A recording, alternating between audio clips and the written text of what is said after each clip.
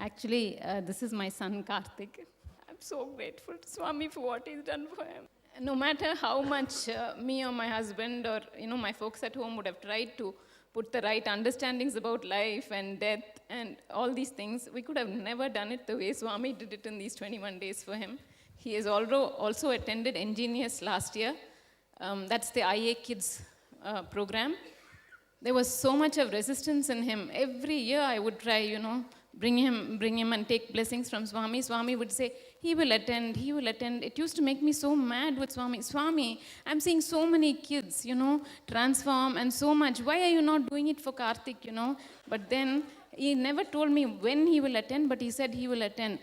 Then I realized every soul has their call and their time, and the Master knows when to make it happen for them. At a time,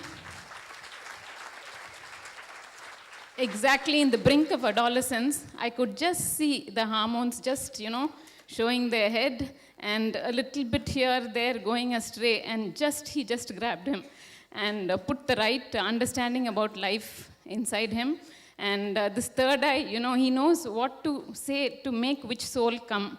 So he used the right thing, these special powers, because that's what, Karthik is very attracted to. So this third eye was very, attractive to him. So he came, and Swami has given him everything, and that too in the land of Varanasi. Really, I was not expecting to come along with him. Only he was supposed to come. But suddenly, one fine day, my husband just sends me an SMS saying, I've registered you for IA. Then I was just so shocked. I said, how come, only Karthik is going, I'm not going to go. He said, no, I'm going to book your tickets also because ticket prices are also going up, so you just go. I was a little shocked because my husband, he is connected to Swami, but I really didn't expect him. So I didn't understand the context from which he was doing this. Then he just, I understood that it was a direct intervention of Mahadeva. He wanted me to be here. He wanted me to experience Shivoham and inner awakening and the third eye awakening and much more. I'm so grateful to Swami for this. I will just take a few minutes to tell you about the experiences that, really I'm so grateful for. One is the death experience that we went through. The death experience was so amazing. Swami takes you the whole process of death. So I really experienced my own death. And there was so much of fulfillment, so much of peace. And I didn't have any incompletions with anybody during the death process when I died. And I was so grateful to everybody who was a part of my life. And one very important understanding that I understood was every time a person dies, I cry and I lament and make such a hue and cry. I really felt that that moment we should give that soul, that space, and we should respect them and pay our homage to them and create an ambience which is supporting their death. It should be a very peaceful exit. When you cry, you disturb them and you prevent them from going forward in their journey. And then about the route, so I've decided never to cry when anybody dies and create the right ambience for them and bless them and be grateful to them for being a part of our life. Then about the root pattern finding, actually the root pattern, I have been with Swami for many years and he's been speaking about root pattern. And he always used to say, if you don't find your root pattern, you're not living. Your patterns are living through you. I really understood that when I came here because I was able to find many patterns before because Swami has been training all the disciples through this process. But only when I came for this inner awakening, I found out that when I was a child, as a baby, I didn't have enough milk. So there was always that unfulfillment, restlessness, and confusion inside me. So that was exhibiting itself everywhere in my life. Whatever I did, others would be happy about it, but I was not fulfilled. And that restlessness was suffocating me so much. And it was such a huge relief when the process, Swami just started the process. And this memory just flashed in me, that crying child, that confused and restless child. And for the next 1.5 days, I could see that child cry, cry, cry, and die inside me. And as the child died, my restlessness died, my confusion died, and my unfulfillment also died. I mean, nobody could have done this for me, really, but a master. And then about the next, Swami took us through the Shivoham experience. The Shivoham experience was just so awesome. Every time they played that Yadu Mahin Indrai Kali by Sudha Raghunathanamma, I could just see the Kali here in my third eye, just dancing with her shula and her wild dance with all her hair loose. And when they said inbamai marinai ennulle inbamai marinai, I could just see Swami just becoming one with me, and just that joy inside me. So that was my Shivahom experience. And about the third eye awakening, I'm a very logical person, and actually I'm a Nityananda Balavidyalaya teacher. I teach Swami's program for children, and Swami had initiated us to teach this third eye, blindfold reading to the children. I was able to help them, but I was not convinced that I could do it myself. Then when Swami initiated us into the third eye, first I didn't know what to do. They just blindfolded my eye, and I was like, will it appear as a flash, the letters, or will it just appear like that out of nowhere? I mean, I had no clue. But the best part is, whenever Swami gives you a technique, he'll never give you the nitty-gritties of the technique. Neither Ma Advait will mention it. It is for you to find it out. And when it becomes an experience in you, it stays so beautifully, and you can easily explain it to others. So I just closed my eyes, and I was like, then I realized every time, few words I was able to guess, some letters I was able to guess, so that gave me the confidence. Initially, there was a little bit incomplete. Oh God, what is this? You know, I'm not getting anywhere. But then I realized this is only a side effect. It is not the real. What the real process is, for you to go to the no-mind state. When you go to the no-mind state, you know it all. You know, it just appears as a flash. Like there was this name was the word given to me, and I could just see when I just did the third eye meditation with Swami's eye, that word just appeared inside and flashed as name.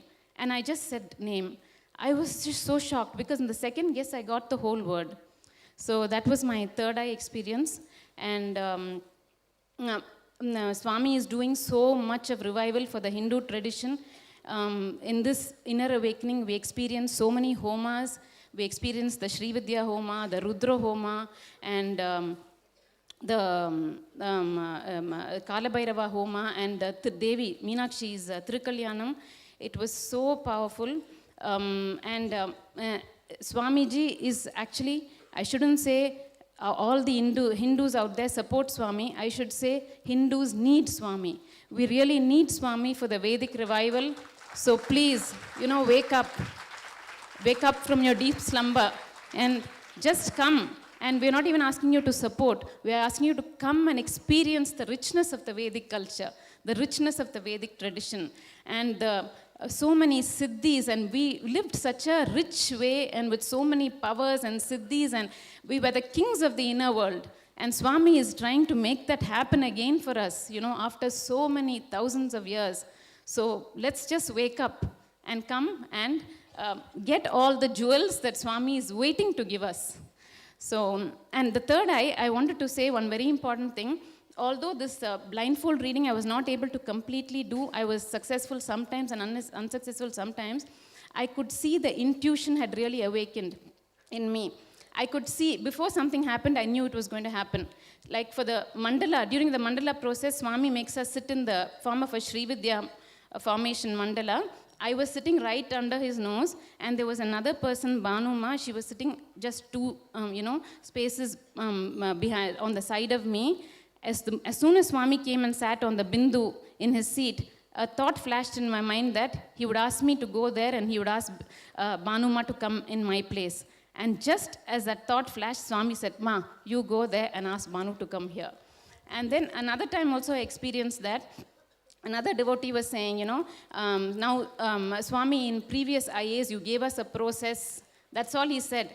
And I immediately knew what he was talking about. I said, Swami, you used to float the water on the stick and ask us to move the stick with the power of, your thing. That is becoming one with the stick and moving it, that ability to awaken that ability. And exactly that participant said that.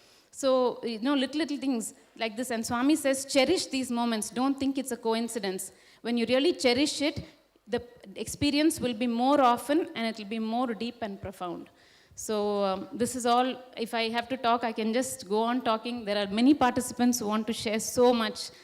Thank you so much, Swami, for doing all this for us. I don't have words to really offer my gratitude, Swami. Thank you. And also for all the sannyasis, Swamis, the hotel staff, the volunteers, the Nityananda Dhyanapitham staff who have worked tirelessly, and all the participants out here who have given their 100% participation. I'm so grateful to all of you. All of them have worked so hard to make this a success.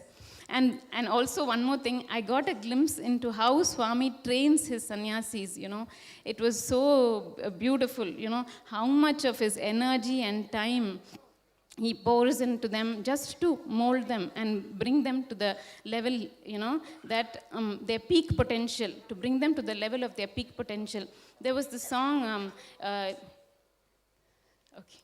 okay, Kangal Irandal, there's a Tamil song. For that, in such a, Swami called one of the sannyasis Priyamaya Swami. Priyamaya Swami, I have never seen him, like, I always thought he doesn't have any emotions, because he used to have such a blank face always, you know. And when he called Priyamaya Swami and said, hey, why don't you translate the song for all of them? I was like, Priyamaya Swami. When he called him and he said, let him do the translation of the song, I was like, oh my God, Swami knows who to pick for what. This is a song on light romance. And I was really, I could feel that he's a person who could, I don't know, maybe he could have never even associated himself with that. And through that song, I saw how he transformed. Everybody was struggling to explain the whole thing. But then, Swami explained so beautifully. This light romance is a deep friendliness that you experience with everybody in every relationship, which adds strength to the relationship. So then after that, I saw how he blossomed. He started smiling. And in fact, he even smiled at me a couple of times. I was like, wow, just one session and how a sannyasi blossoms in the master's presence. It was just so amazing. Thank you, Swami.